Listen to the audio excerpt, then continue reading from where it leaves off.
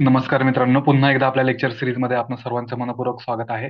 मित्रांनो, आपण मराठी शब्दसंग्रहाचा अभ्यास करत असताना आयोगाच्या प्रश्नांच्याच माध्यमातून आपण शब्दसंग्रहाची एक प्रकारे रिव्हिजन करत आहोत, उजळणी करत आहोत. बरोबर, ही रिव्हिजन करत असताना आजच्या लेक्चर्समध्ये आपण राज्यसेवा मुख्य परीक्षा 2017चा पेपर पाहूयात. ह्या पेपरमधील ह्या प्रश्नपत्रिकेतील आपण मराठी शब्दसंग्रहाचे जे काही सर्व प्रश्न असतील त्या प्रश्नांवरती सविस्तर चर्चा करूयात. ठीक आहे, सुरुवात करूयात लगेच लेक्चर्सला. बघा, पहिलाच प्रश्न आहे बघा. आता हा प्रश्न काळजीपूर्वक लक्षात घ्यायचा आहे. यामध्ये थोडंसं कन्फ्युजन निर्माण होऊ शकतं. बातमी सांगणारा, बघा, हा प्रश्न वरवर खूप सोपा वाटतोय, परंतु यात काय ट्विस्ट आहे आपण ते पाहूयात. बातमी सांगणारा या शब्दसमूहासाठी एक शब्द आपल्याला ओळखायचा आहे आणि खाली चार वाक्य दिलेली आहेत. अजय हा एक चांगला वार्ताहर आहे. रमेश सकाळ वृत्तपत्रासाठी बातमीदार म्हणून काम करतो. उमेश हा एबीपी माझा या वृत्तवाहिनीचा उत्तम बातमीदार आहे. आणि महेश हा नामांकित वृत्तनिवेदक आहे. असे चार वाक्य दिलेले आहेत. चारही शब्द बरोबर वाटू शकतात काही विद्यार्थ्यांना. तर बघा, लक्षात घ्यायचे काळजीपूर्वक. आता वार्ताहर कोणाला म्हणावं, बातमीदार कोणाला म्हणावं, वृत्तनिवेदक कोणाला म्हणावं, यातला फरक आपल्याला माहित असणं अपेक्षित आहे. बरोबर. अजय हा चांगला वार्ताहर आहे म्हणजे काय करतोय तो? उदाहरणार्थ, मी सकाळ वृत्तपत्राचा एक वार्ताहर आहे म्हणजे मी काय करणार आहे, मी बातमी गोळा करणार आहे आणि वृत्तसमूहापर्यंत नेऊन पोहोचवणार आहे. बरोबर, एक प्रकारे मी पत्रकार म्हणून काम करतोय. बरोबर, बातम्या गोळा करणं आणि पोहोचवणं, बरोबर, त्याला वार्ताहर म्हणतात. बरोबर. मग रमेश हा सकाळ वृत्तपत्रासाठी बातमीदार म्हणून काम करतो. बातमीदार पण काय करतो? बातमी पोहोचवण्याचं, बातमी गोळा करणं आणि बातमी पोहोचवण्याचं काम करतो. वृत्तवाहिनीसाठी सुद्धा बातमीदार असतात. वृत्तवाहिन्यांसाठी मी बातम्या गोळा करतोय आणि पोहोचवण्याचं काम करतोय. बरोबर. म्हणजे पहिले तिन्ही पर्याय येणार नाहीत, लक्षात घ्या. इथं आपल्याला काय सांगितलेलं आहे? बातमी सांगणारा. म्हणजे मला एखादी बातमी माहिती आहे, मी वृत्तवाहिनीवरती येतोय आणि ती बातमी सांगण्याचं काम करतोय, पोहोचवण्याचं काम करतोय. बरोबर. हे त्याला वृत्त निवेदन करणं असं म्हणतात. अँकरिंग असं आपण म्हणतो. बरोबर. न्यूज अँकर असं आपण ज्याला म्हणतो. वृत्त निवेदक, निवेदन करणं म्हणजे सांगणं या अर्थाने. बरोबर.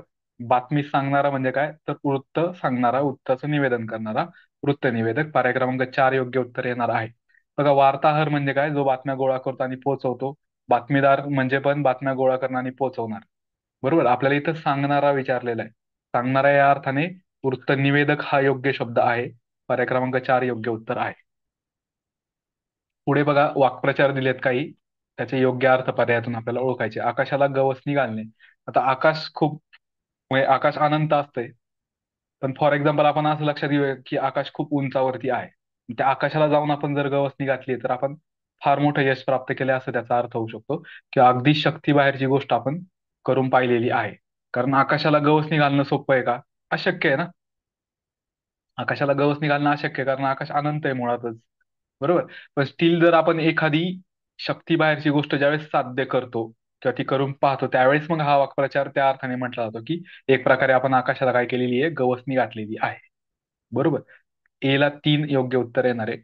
आकाश पातळ एक करणे. आता आकाश आणि पाताळ. पाताळ म्हणजे काय? जी जमीन असते आपली पृथ्वी, पृथ्वीचा अंतर्भाग आपण त्याला पाताळ असं म्हणतो. बरोबर. आणि आकाश, आकाश आणि पातळ एक केलेलं आहे म्हणजे अगदी आपण प्रचंड आरडाओरडा केलेला आहे. नाहकपणे, विनाकारणपणे आपण आरडाओरडा केलाय. म्हणजे उदाहरणार्थ बघा, काही व्यक्तींना सवय असते, बोलताना आपण सहज बोलतो, नको आकाश पातळ एक करू अक्षरशः, किंवा काही व्यक्तींना अक्षरशः आकाश पातळ एक करून टाकले. मग इतका आरडाओरडा केलाय नाहकपणे, विनाकारण. हे क्षुल्लक गोष्टीसाठी खूप मोठा आरडाओरडा करतात नाहकपणे, अशा वेळेस आकाश पातळ एक करतात. असा वाक्प्रचार वापरला जातो, हे लक्षात राहू द्या. आकाशाची कुऱ्हाड पडणे. आता कुऱ्हाड कशी असते आपल्या सर्वांना माहिती आहे. बरोबर. कुऱ्हाड धारदार असते. बरोबर. कुऱ्हाडीचं पातं कसं असतं? धारदार असतं. मग ती कुऱ्हाड जर पायाला लागली तर जखम होऊ शकते, अंगाला लागली तर जखम होऊ शकते. बरोबर. आता आकाशाची एक प्रकारे कुऱ्हाड पडलेली आहे. आकाशातून कुऱ्हाड पडली तर सर्वच बाजूंनी ती कुऱ्हाड येणार आहे आणि आपल्याला संकटात टाकणार आहे. शब्दशः अर्थ असा असतो. पण स्पेसिफिक बोलायचं झालं तर ज्यावेळेस सर्वच बाजूंनी आपल्याला संकट येतात, त्यावेळेस हा वाक्प्रचार वापरला जातो. आकाशाची कुऱ्हाड पडणे. आले लक्षामध्ये? पुढे बघा, आनंद गगनात न मावणे. आता गगन म्हणजेच आकाश अनंत आहे, खूप मोठं आहे. मग हिच्यात आनंद जर मावत नसेल तर आपल्याला खूप आनंद झालाय असा त्याचा अर्थ होतो. अत्यानंद झालेला आहे. प्रमाणापेक्षा जास्त आनंद ज्यावेळेस होतो त्यावेळेस तो आनंद गगनात सुद्धा मावणार नाही इतका आनंद झालेला आहे. आनंद गगनात न मावणे म्हणजे अत्यानंद होणे. दुधात साखर पडणे, दूध आधीच चांगलं असतं पिण्यासाठी, पोषक असतं, पौष्टिक असतं. त्यात जर साखर टाकली दुधामध्ये तर ते आणखी चांगलं लागतं पिण्यास. बरोबर ना? म्हणजे दुधात साखर पडलेली. तसंच आपल्याला आनंद झालेला आहे आणि तिच्यात आणखी काहीतरी आनंदाची गोष्ट घडलेली आहे. आनंदात काय पडलेली आहे? भर पडलेली आहे. या अर्थाने दुधात साखर पडणे हा वाक्प्रचार वापरला जातो. नाकाला मिरच्या झोंबणे. आपण म्हणतो ना, झोंबल्या का मिरच्या आता तुला? आता कसं वाटतंय? गार वाटतंय. आणि नाकाला मिरच्या झोंबणे म्हणजे मनाला फार लागण असं बोलतो. त्यावेळेस एखाद्याच्या नाकाला अक्षरशः मिरच्या झोंबतात. आता बघा, मिरची हा तिखट पदार्थ आहे, आपण सर्वांना माहिती आहे. अगदी नाक असं झोंबतं, लाल लाल होतं, इतकं तिखट असतं ते. मग त्याच अर्थाने काहींचं बोलणं सुद्धा खूप तिखट असतं, मनाला लागेल असं. मनाला ज्यावेळेस गोष्टी फार लागतात त्यावेळेस आपण म्हणतो नाकाला मिरच्या झोंबल्या का अक्षरशः तुझ्या. बरोबर, म्हणजे खूप असं संताप निर्माण झाला, मनाला लागलं खूप. स्पेसिफिक लक्षात ठेवा. आता सगळे मुसळ केरात. बरोबर, आता मुसळ हे जे म्हणजे साधन आहे, हे खूप मोठं असतं. बरोबर. त्याच्या साहाय्याने उखळीमध्ये काय केलं जातं? धान्य दळलं जातं. पूर्वी धान्य हे केलं जायचं, कुटलं जायचं उखळामध्ये, मुसळाच्या साहाय्याने. आता हे सगळं मुसळ जर केरात टाकून दिलं आपण, तर म्हणजे कामाचीच वस्तू सगळी आपण ती वाया घालवली ना, असं त्याचा अर्थ होतो. ज्यावेळेस आपण खूप साऱ्या मेहनत करतो आणि केलेली सर्व गोष्टी ज्यावेळेस वाया जातात त्यावेळेस मग हा वाक्प्रचार वापरला जातो की सगळंच मुसळ काय झालं? केरात गेलं बाबा, वाया गेलं, अशा अर्थाने. हा, सगळंच मुसळ केरात गेलं. किंवा कधी कधी एखादी महत्वाची गोष्ट आपल्याकडनं विसरते. महत्वाची गोष्ट विसरते. उदाहरणार्थ, एखाद्या परीक्षेसाठी आपण काय केलेलं आहे? अर्ज केलेला आहे. सॉरी, एखाद्या परीक्षेसाठी आपल्याला बसायचंय. बरोबर, त्या परीक्षेसाठी आपण खूप सारा अभ्यास केलेला आहे. परंतु खूप सारा अभ्यास केलाय, खूप सारी मेहनत घेतलेली आहे. परंतु आपण अर्जच केला नाही. अर्जच केला नाही तर सगळा अभ्यास तुमचा वाया जाणार आहे ना. म्हणजे मुख्य महत्वाची गोष्ट विसरल्यामुळे आपलं सगळं कष्ट वाया जातं. त्यावेळेस सगळे मुसळ केरात हा वाक्प्रचार वापरला जातो. महत्वाची गोष्ट विसरणे आणि त्यामुळे सर्व गोष्टी वाया जाणे या अर्थाने सगळे मुसळ केरात हा वाक्प्रचार वापरला. आलं लक्षात? पुढे पाहूयात बघा. अ, हा प्रश्न बघा, आता आपण 2017चा प्रश्नपत्रिका पाहतोय ना, पुढे आपण 2018चा प्रश्नपत्रिका अगोदरच्या लेक्चर्स मध्ये पाहताना पाहिलंय की हा प्रश्न परत 18ला रिपीट झालेला आहे. बरोबर. त्यामुळे मग जुने प्रश्न आपण करायचे असतात काळजीपूर्वक. तारे तोडणे, आपण एखाद्याला म्हणतो नको अकलेचे तारे तोडूस. अकलेचा संबंध येतोय म्हणजे काहीतरी वेड्यासारखं बोलण्याचा संबंध येतोय. अकलेचे तारे तोडू नकोस, वेड्यासारखं बोलू नकोस, अशा अर्थाने तारे तोडणे हा प्रचार वापरला जातो. तोंड टाकून एखादा जर बोलत असेल, म्हणजे तोंडात काही बाही येईल ते बोलतोय, अद्वा तद्वा बोलतोय. अद्वा तद्वा, असंबंध, अप्रस्तुत असं गोष्टी बोलतोय. बरोबर.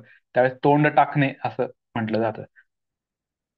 तोंडात बोट घालणे आश्चर्य होतं आपल्याला एखाद्या गोष्टीचं, किंवा नवल वाटतं. नवल वाटणे म्हणजेच आश्चर्य होणे. मग आपण तोंडात बोटं घालतो म्हणजे एक प्रकारे आश्चर्य होते. उदाहरणार्थ, खूप मोठी उंच इमारत पाहिली, इतकी उंच आहे की अक्षरशः आपण तोंडात बोट घालतो, आपल्याला खूप आश्चर्य वाटतं, नवल वाटतं. बरोबर. तोंडावर येणे, परीक्षा तोंडावर आली म्हणजे जवळ आली. फार जवळ येणे या अर्थाने आपण तोंडावर येणे हा वाक्प्रचार वापरतो. पुढे पाहूयात बघा आपण. हा, अंकित करणे. आता अंकित, एखाद्याला अंकित करतोय आपण, म्हणजे पूर्णपणे आपल्या कमांडमध्ये त्याला आणतोय. अंकित करणं म्हणजे बघा, उदाहरणार्थ, एखादं छोटंसं पोलीस ठाणे असतंय, पोलीस चौकी असते. बरोबर. का असते? पोलीस चौकी असते. उदाहरणार्थ, नारायणपेठ पोलीस चौकी. ठीक आहे. नारायणपेठ पोलीस चौकी. ही पोलीस चौकी विश्रामबाग पोलीस स्टेशनच्या अंकित आहे, असं आपण गृहीत धरूयात. विश्रामबाग पोलीस ठाण्याच्या अंकित. म्हणजे नारायणपेठ पोलीस चौकी संपूर्णपणे कोणाच्या कमांडमध्ये, कोणाच्या ताब्यात आहे? तर विश्रामबाग पोलीस स्टेशनच्या ताब्यात आहे. बरोबर. अंकित हा शब्द तुम्ही पोलीस स्टेशनच्या बाबतीत बऱ्याच ठिकाणी पाहिला असेल, वाचला असेल. पूर्णपणे ताब्यात घेणे या अर्थाने अंकित करणे हा वाक्प्रचार वापरला जातो. अंग झाडून मोकळे होणे, मोकळे झालेत म्हणजे तुम्ही एक प्रकारे संबंध तोडलेला आहे, अंग झाडलेलं आहे. बरोबर ना? आपण अंग झाडतो, हे ह्या गोष्टीशी माझा काही संबंध नाही, किंवा मी संबंध तोडतो. पूर्णपणे संबंध तोडणे या अर्थाने अंग झाडून मोकळे होणे हा वाक्प्रचार वापरला जातो. इतिश्री, बघा आपण लेक्चर मध्ये पाहिले होते दोन शब्द. एक अथश्री हा शब्द पाहिला होता आणि दुसरा इतिश्री हा शब्द आपण पाहिला होता. बरोबर. अथ पासून इथीपर्यंत म्हणजे काय आपण पाहिलं होतं, किंवा अथ श्री गणेश पुराणम प्रारभ्यते असं आपण पाहिलं होतं, आणि इथे श्री गणेश पुराणम संपूर्ण असं आपण पाहिलं होतं. आता श्री गणेश पुराणम प्रारभ्यते म्हणजे प्रारंभ होतोय, आणि इथे श्री गणेश पुराणम संपूर्णम म्हणजे संपूर्ण झालेलं आहे, पूर्ण झालेलं आहे म्हणजे शेवट झालेला आहे. बरोबर. अथश्री होणे म्हणजे प्रारंभ होणे, आणि इतिश्री होणे म्हणजे शेवट होणे, हा वाक्प्रचार आपण पाहिला होता, चर्चा केली होती सविस्तर त्यावरती. इतिश्री होणे म्हणजे शेवट होणे, या अर्थाने हा वाक्प्रचार वापरला जातो. आकाश फाटणे म्हणजेच काय, सर्व बाजूने संकट येणे. बरोबर. आपण आकाशाची कुऱ्हाड होणे असं पण पाहिलं होतं, आकाशातून कुऱ्हाड पडणे असं पण पाहिलं होतं, त्याचाही अर्थ होतो सर्व बाजूंनी संकट येणे. आकाश फाटलंय अक्षरशः म्हटल्यावरती सगळं काही जे असणार आहे ते सगळं पडून अंगावरती येऊन संकट येणार आहे, अशा अर्थाने मी शब्दशः बोलायचं झालं तर. परंतु स्पेसिफिक अर्थाच्या अनुषंगाने लक्षार्थ विचारात घ्यायचा झाला तर आकाश फाटणे म्हणजे सर्व बाजूनी संकट येणे, हा वाक्प्रचार वापरला जातो. पुढे बघा, उंबराचे फूल आपण पाहिलं होतं कालच्या लेक्चर्स मध्ये. उंबराचे फूल हा शब्द व्यक्ती किंवा वस्तूच्या संदर्भाने वापरला जातो. बरोबर. एखादी वस्तू खूप दुर्मिळ असेल, व्यक्ती खूप दुर्मिळ असेल, क्वचित भेटणारी व्यक्ती असते ती, त्याला आपण उद्देशून उंबराचे फूल म्हणतो. आणि एखादा दुर्मिळ योग असेल, पर्वणी असते एखादी, फार कालावधीनंतर, खूप वेळानंतर येणारी एखादी संधी असते, वेळ असते, योग असतो, त्यावेळेस त्याला आपण कपिला षष्ठीचा योग असं म्हणतो. आले लक्षात? वेळेच्या अनुषंगाने, वेळेच्या संदर्भाने, एखाद्या घटनेच्या संदर्भाने आपण कपिला षष्ठी योग हा वाक्प्रचार वापरतोय, आपण पाहिले. एखाद्या व्यक्ती आणि वस्तूच्या संदर्भाने आपण उंबराचे फुल हे वाक्प्रचार वापरतो, हे आपण पाहिलं. उंबराचं फुल म्हणजे क्वचित भेटणारी व्यक्ती. आता भरत वाक्य म्हणणे हे जरा बाजूला ठेवा, का ठेवा त्याचा तुम्हाला मी नंतर संदर्भ सांगतो. सध्या आपण खांदेपालट करणे म्हणजे काय पाहूयात. बघा, आपल्याला सर्वांना माहित असेल, ज्यावेळेस तिरडीवरती मृतदेह ठेवला जातो, डेड बॉडी ठेवली जाते आणि ती अंत्ययात्रा वगैरे निघते, आपण सर्व पाहतो, त्यावेळेस ती तिरडी चारही बाजूंनी 4 जण घेऊन काय होतात, खांद्यावरती आपल्या ठेवतात, अंत्ययात्रा निघते त्यावेळेस. बरोबर. मग हे खांदे काय केलं, जर एखाद्या व्यक्तीचा खांदा दुखून आला तर मग खांदे पालट केली जाते, त्याच्या जागी दुसरा माणूस ठेवला जातो. बरोबर. खांदे पालट ज्यावेळेस करतो म्हणजे ज्याच्या आधारावरती ती गोष्ट आहे तो आधारच बदलला जातो. तसंच सत्तेवरली माणसं ज्यावेळेस बदलली जातात, सत्ता बदल ज्यावेळेस केला जातो, त्या अर्थाने खांदेपालट करणे हा प्रचार आपल्याकडे वापरला जातो. सत्तेच्या अनुषंगाने लक्षात राहू द्या. सत्ता बदल करणे म्हणजे खांदेपालट करणे, हा प्रचार वापरला गेलेला आहे. तार जुळणे, संगीतामधल्या तारा असतात, सूर जुळतात. बरोबर, म्हणजे संबंध जुळतात एक प्रकारे. सूर जुळणे, तार जुळणे, संबंध जोडले जातात, या अर्थाने हा वाक्प्रचार वापरला जातो. संबंध जुळणे म्हणजे काय, तार जुळणे. आता बघा, भरत वाक्य म्हणणे, आता इथं एक लक्षात घ्यायचंय बघा. एला 3, उमराचे फुल म्हणजे क्वचित भेटणारी व्यक्ती, खांदेपालट करणे म्हणजे सी ला 1 येणार आहे. बरोबर. सी ला 1 म्हणजे पर्याय क्रमांक 1 आपल्याला उत्तर भेटलेलं आहे. बरोबर. इथे जरा थोडीशी एक चूक झालेली आहे भरत वाक्य म्हणण्याच्या बाबतीत. लक्षात ठेवायचंय, भरत वाक्य म्हणणे म्हणजे शेवट करणे. बघा, नाटकाच्या शेवटी नाट्यशास्त्राचे जनक भरत मुनी यांच्या सन्मानार्थ काय केले जातात, स्तुतीपर गीत किंवा काही वाक्य म्हटली जातात, त्याला भरत वाक्य असं म्हटलं जातं. कधी, नाटकाच्या शेवटी म्हटली जातात. मग भरत वाक्य म्हणणे या अर्थाने शेवट होणे किंवा शेवट करणे हा प्रचार वापरला तो. इथे चुकून सुरुवात करणे असं दिलेलं आहे, त्याच्याऐवजी शेवट करणे असं घ्या. ठीक आहे. भरत वाक्य म्हणणे म्हणजे शेवट करणे. शेवट करणे हा प्रचार आपल्याला माहित असावा. आले लक्षामध्ये?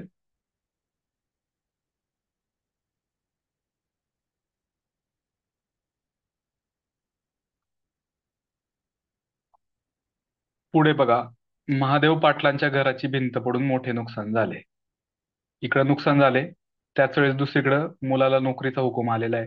एकीकडे नुकसान झाले, दुसरीकडे फायदा झालेला आहे. एकीकडे आजा मेलाय, दुसरीकडे आपल्याला नातू झालाय. बरोबर. पर्याय क्रमांक 1 हे याचं योग्य उत्तर आहे. म्हणजे ह्या अर्थाने या प्रसंगाला अनुसरून आजा मेला नातू झाला ही म्हण वापरली जाते. आकाश ठेंगणे वाटणे म्हणजे खूप काही मोठं काहीतरी साध्य केलेलं आहे आपण, यश प्राप्त केलेलं आहे, तर त्यावेळेस आपल्याला खूप आनंद होणार आहे, आकाश अगदी ठेंगणं वाटणार आहे, छोटंसं वाटणार आहे. बरोबर ना. कारण आकाश तसं खूप उंचावर आहे किंवा अनंत आहे आकाश. स्टील आपल्याला आकाश ठेंगणं वाटते, खूप जवळ किंवा सोपं वाटते, म्हणजे आपण खूप काहीतरी साध्य केले, यश प्राप्त केले अशा अर्थाने. डोंगर पोखरून उंदीर काढणे, संपूर्ण डोंगर पोखरला भेटलाय फक्त छोटासा उंदीर. म्हणजे खूप काही मेहनत घेतलेली आहे, परंतु साध्य काहीच झालेलं नाहीये किंवा अल्प एकदम हाती काहीतरी लागलेलं आहे अशा अर्थाने म्हणून आपल्याला ते आनंद गगनात न मावणे म्हणजे अत्यानंद होणे आपण पाहिलेले आहे.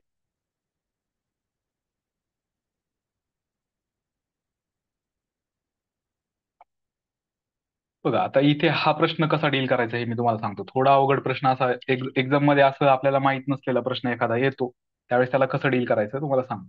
आता इथं काय दिलेलं आहे, संगीतातील राग गाण्यासाठी, संगीतातील राग गाण्यासाठी चारही वाक्यांमध्ये तेच दिलेले आहे.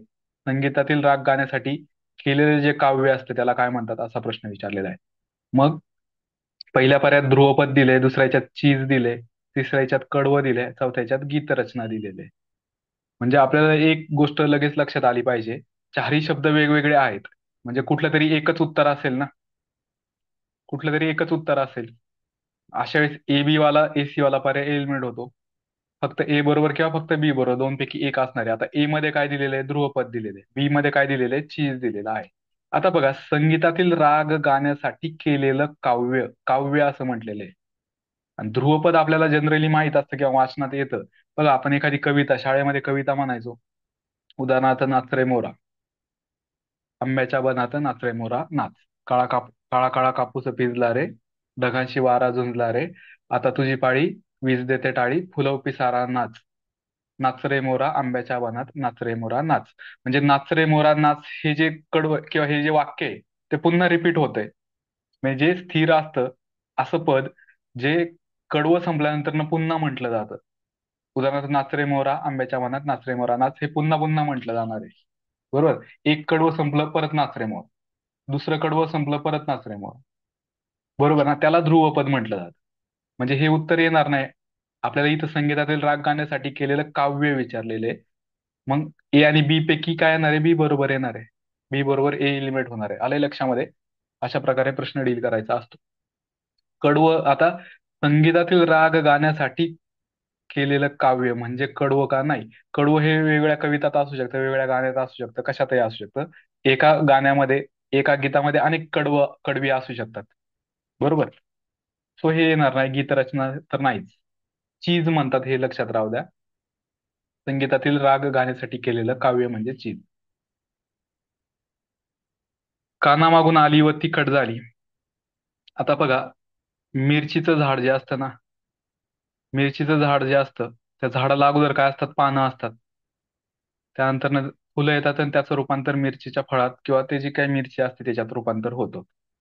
बरोबर. म्हणजे अगोदर काय आहे, पान आहे आणि नंतर काय आहे, मिरची आहे. बरोबर ना. ही मिरची पानाच्या नंतर ना आलेली आहे, स्टील तिखट कोण आहे, मिरची आहे. पान तिखट आहे का, नाही. म्हणजे इथं कानामागून म्हणजे अपभ्रंश होऊन कानामागून असं म्हटलं जातं.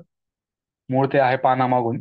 स्टील आपण लक्षात ठेवा, कानामागून आली म्हणजे काय, नंतर ना आलेली आणि नंतर ना तिखट झाली. म्हणजे ज्यावेळेस एखादी व्यक्ती नंतर न येते आणि वरचढ ठरते, उदाहरणार्थ एखाद्या ऑफिसमध्ये अगोदरच काही लोक काम करतात आणि मी नंतरनं जॉईन झालो आणि मी नंतरून त्यांच्या जर वरचढ व्हायला लागलो मागून येऊन, तर मग काय तशा वेळेस काय म्हणणार आहे की कानामागून आला आणि तिखट झाला असं म्हणणार आहेत, किंवा कानामागून आली व तिखट झाली म्हणजेच मागून येऊन वरचढ होणे.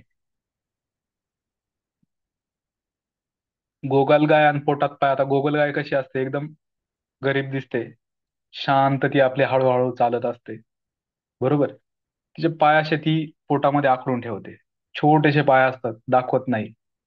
बरोबर. तसंच काही लोक कशी असतात, बाहेरून अगदी गरीब दाखवतात परंतु आतून कशी असतात, कपटी असतात. नकारात्मक ही अर्थ आहे ह्या म्हणीला, लक्षात राहू द्या. गोगलगाय आणि पोटात पाय, बाहेरून गरीब आहे परंतु आतून कपटी, या अर्थाने हा वाक्प्रचार वापरला जातो. काखेत कळसा आणि गावाला वळसा. आता कळशी काखेमध्येच आहे आणि अख्ख्या गावाला वळसा घालून आली, माझी कळशी कुठं गायब आहे, कळशी कुठं गायब आहे. अगं तुझ्या काखेमध्ये ती कळशी आहे, ती चेक कर ना. म्हणजे बऱ्याचदा कसं असतं, गोष्टी आपल्या जवळच असतात पण आपण त्या इतरत्र शोधत बसतो. गोष्ट जवळ असताना इतरत्र शोधणे या अर्थाने काखेत कळसा गावाला वळसा हा प्रचार वापरला जातो. पुढला काकडीला राजी. आता बघा, द्राक्षाचा वेल जो असतो, द्राक्ष उंचावर असतो, मांडव असतो, त्या मांडवावरती द्राक्षाचा वेल पसरतो. त्याला द्राक्ष येतात. आता कोल्ह्याला उंच उडी मारता येत नाही. कोल्ह्याला कोल्हा काय म्हणतो, ती द्राक्ष आंबट आहेत बाबा, ती मला नको. हे तो हे कुठं सांगतोय की मला उंच उडी मारता येत नाही? तो हे सांगत नाही. मग तो काय म्हणतोय, मी बाबा काकडीच खातो बाबा, खालची जमिनीवरची. जमिनीवरती काकडीचा वेल पसरलाय, ती काकडीच खातो मी. म्हणजे काही माणसं काय असतात, अल्पसंतुष्टी असतात. काहीतरी मोठं मिळवण्यासाठी प्रयत्न करत नाहीत. थोडक्यात जे काय मिळालेले लहान माणसं असतात, क्षुद्र माणसं असतात. क्षुद्र माणसं क्षुद्र वस्तूंलाच भाळतात किंवा अल्पसंतुष्टी असतात. अशा अर्थाने कोल्हा काकडीला राजी ही म्हण वापरली जाते. राहील लक्षामध्ये. अमृत या शब्दाला समानार्थी शब्द आपल्याला ओळखायला सांगितलेले आपण पाहिले बऱ्याच वेळा. अमृत म्हणजे सुधा, अमृत म्हणजे पियुष. बरोबर, सुधा म्हणजे अमृत आणि सुधाकर म्हणजे चंद्र, हे आपण पाहिलेले आहे. ठीक आहे, सुधा म्हणजे अमृत आणि सुधाकर म्हणजे काय, चंद्र. हा. आणि पियुष पण आपण पाहिलं होतं, एखाद्या मित्राचं नाव जर तुमच्या पियुष असेल तर त्याला अमृत म्हणायचं, हे आपण लक्षात ठेवायला सांगितलं होतं.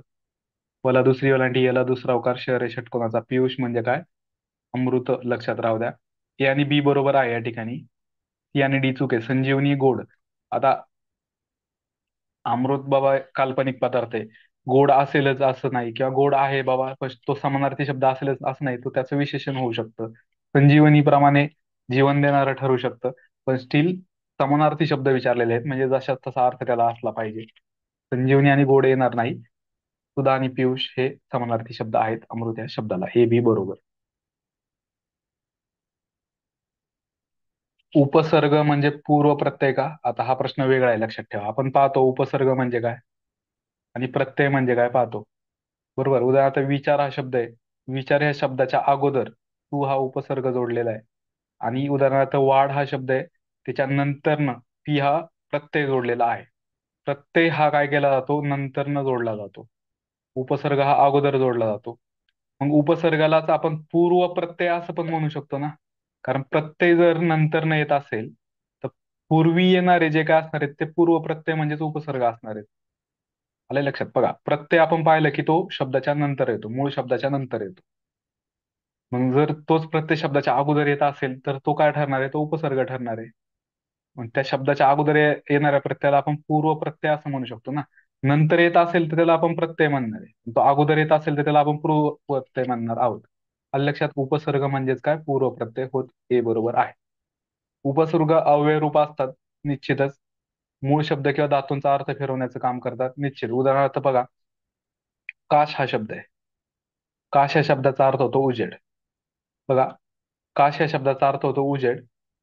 काश या शब्दाच्या अगोदर आ हा अर्थ, हा उपसर्ग जोडून आकाश असा शब्द तयार केलेला आहे.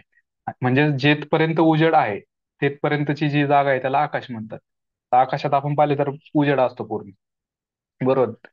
म्हणजे जिथपर्यंत उजेड आहे तिथपर्यंतची जागा म्हणजे आकाश. काश म्हणजे उजेड आणि आकाश म्हणजे काय, जिथं उजेड असणारी आहे ती जागा, ते आकाश. बरोबर ना. म्हणजे उपसर्गामुळे मूळ शब्दाचा अर्थ बदलला का, बदलला.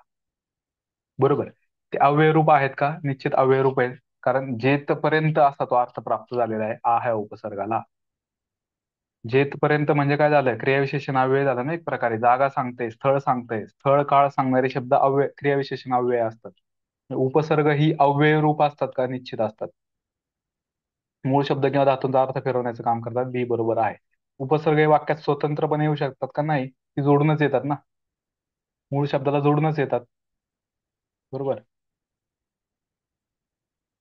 जसं की आता आपण पाहिलेले आहे, काश हा शब्द आहे, त्याच्या अगोदर प्र जोडून प्रकाश हा शब्द तयार झालेला आहे, जोडून येतो. प्र स्वतंत्र आणि काश स्वतंत्र नाही लिहित आपण. उपसर्ग हा जोडूनच लिहिला जातो शब्दाला. तो स्वतंत्र येणार आहे का, नाही. ही ए बी बरोबर, सी चूक. तत्सम शब्दाचा गट आपल्याला ओळखायला सांगितलेला आहे. कान, कर्ण हा मूळ संस्कृत शब्द आहे, म्हणजेच तत्सम शब्द आहे. त्याच्यावरून कान हा शब्द आलेला आहे, म्हणजे हा काय झाला, तद्भव झाला. सासू. बरोबर.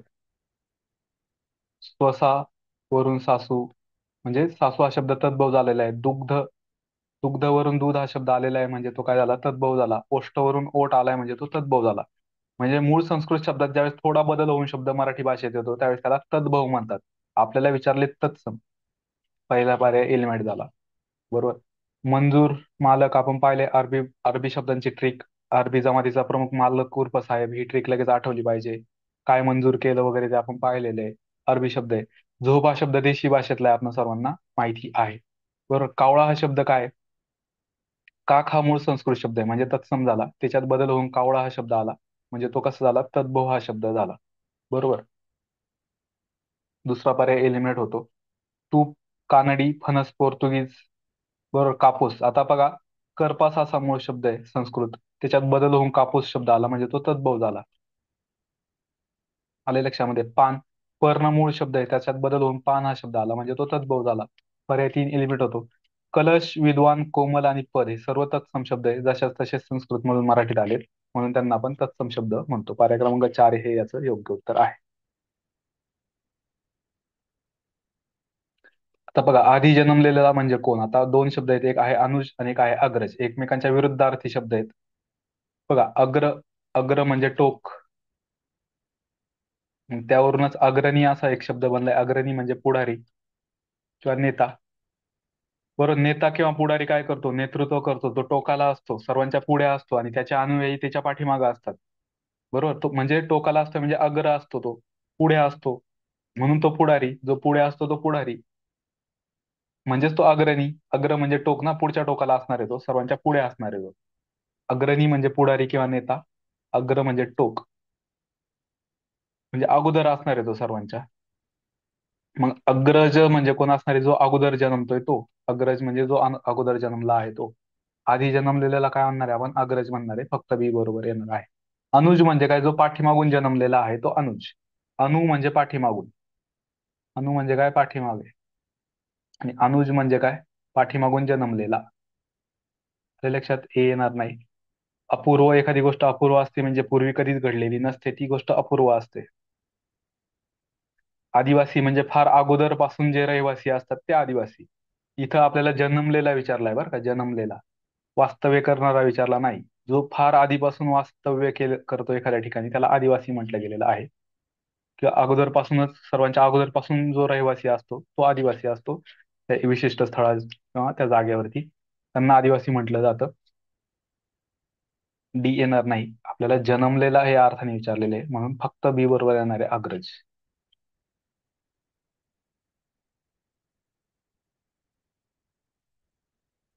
पुढे बघा, अनल. आपण पाहिले होते दोन शब्द, एक अनल आणि दुसरा अनिल हा शब्द पाहिला होता. ठीक आहे. अनल म्हणजे काय? अग्नी किंवा आग. आणि अनिल म्हणजे काय? वारा, वायू, हवा. आता अनललाच समानार्थी शब्द आहे पावक. पावक म्हणजे काय? अग्नी किंवा आग. आता लक्षात ठेवायला असं ठेवायचं की पाव आहे ना, पाव काय केला? अग्नीमध्ये काय केला? भाजला. त्या पावाला काय केलं? अग्नीमध्ये भाजला. आणि पावक म्हणजे काय? अग्नी, असं लक्षात ठेवा. पाव अग्नीमध्ये भाजला म्हणून त्याला पावक म्हणायचं.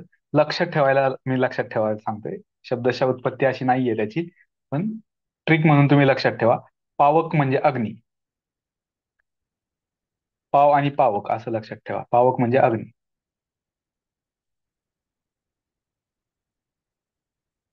आता बघा, दोन शब्द पाहिले होते आपण, पादप. पादप म्हणजे झाड, असं आपण लक्षात ठेवलेलं आहे. आणि पावक म्हणजे काय? अग्नी. फरक लक्षात राहू द्या. पादप म्हणजे झाड, पावक. आपण लेक्चरमध्ये पादपचा सविस्तर अर्थ पण समजून सांगितलेला आहे. पादप हा शब्द कसा तयार झालाय, मग झाडालाच पादप का म्हणतात हे आपण लक्षात ठेवायला सांगितलेले, कसं लक्षात ठेवायचे ते. चालतंय. तर इथे अनल म्हणजे काय येणार आहे? मग पावक येणार आहे. म्हणजेच काय असणार आहे? अग्नी. अहि. अहिमुख हा शब्द आपण पाहिला असेल. अहिमुखात काय आहे? गरल आहे. गरल म्हणजेच काय? विष. गरल किंवा गरळ, आपण म्हणतो नको गरळ ओकूस, म्हणजे विष नको ओकूस, म्हणजे एक प्रकारे विषारी काहीतरी बोलू नकोस, तू विखारी, अशा अर्थाने. विष म्हणजेच गरळ. गरळ कुठं असतं? अहिमुखामध्ये असतं. अहिमुखामध्ये म्हणजे काय? सापाच्या मुखामध्ये. बरोबर. साप म्हणजेच काय? अहि. म्हणजेच काय? भुजंग. भुजंग, आपण सापाला भुजंग म्हणतो ना. भार्या म्हणजेच कांता, म्हणजेच पत्नी. पत्नी बायकोला कांता म्हटलं जातं. कांत आणि कांता. कांत म्हणजे पती, कांता म्हणजे पत्नी. राहू द्या लक्षात हा. कपी म्हणजे माकड मरकट आपण पाहिलेलं आहे बऱ्याच वेळा. कपी म्हणजे माकड मरकट.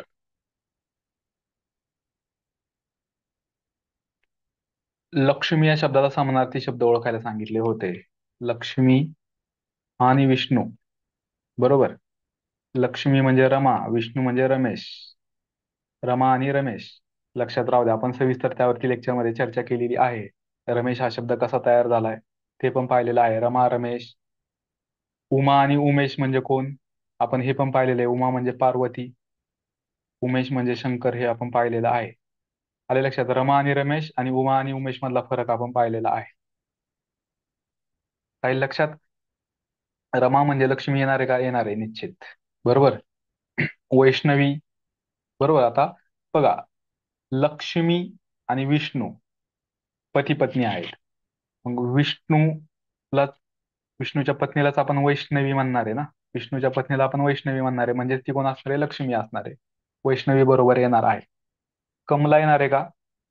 निश्चित येणार आहे. कमला नेहरूंच्या शब्दाचा अर्थ लक्ष्मी असा होतो, लक्षात ठेवायला आपण सांगितलेले आहे.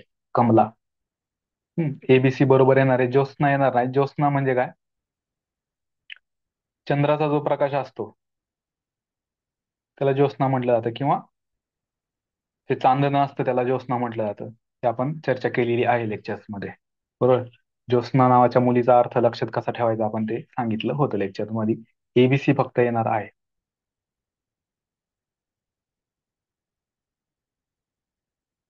आता हा बघा, हा प्रश्न महत्वाचा आहे. राजाने शत्रूला युद्धात हरवूनही शत्रू सैन्याला काय केलं? अभय दिलं. अभय देणे हा वाक्प्रचार आहे. अभय देणे म्हणजे काय? आता बघा, भय म्हणजे काय? भीती. भय म्हणजे भीती. अभय म्हणजे काय? भीती नसणे. तर मी तुम्हाला जर अभय दिलं तर माझ्या सानिध्यात तुम्हाला कुठली भीती नसणार आहे. भीती नसणार आहे म्हणजे तुम्ही कशा असणार आहेत? सुरक्षित असणार आहेत अशा अर्थाने. बरोबर. म्हणजेच शत्रूला सुरक्षितपणाची हमी दिलेली आहे. म्हणजे शत्रूला युद्धात हरवलंय पण शत्रू सैन्याला अभय दिले, म्हणजे काय दिले? शत्रूला सुरक्षितपणाची हमी दिलेली आहे. पर्याय क्रमांक 3 बरोबर आहे. इथं स्पेसिफिक बघा, आपल्याला वाटू शकतं की आपल्यात राहण्यास जागा दिली बाबा, पोटापाण्याची काळजी, हे उत्तर वाटू शकतात. थांबण्यासाठी राहण्यासाठी जागा दिली, हे उत्तर वाटू शकतात. पण पहिल्या आणि चौथ्या पर्यायावरून आपल्याला ते एकत्र येणार नाहीत असं एलिमेंट करता येऊ शकतं. स्पेसिफिक टेक्निकल वर्ड आपल्याला वापरता आला पाहिजे, ते म्हणजे सुरक्षितपणाची हमी देणं. पर्याय क्रमांक 3 हे योग्य उत्तर आहे. अभय देणं म्हणजे सुरक्षितपणाची हमी देणं. चालेल, थांबूयात आपण या ठिकाणी. Thank you so much.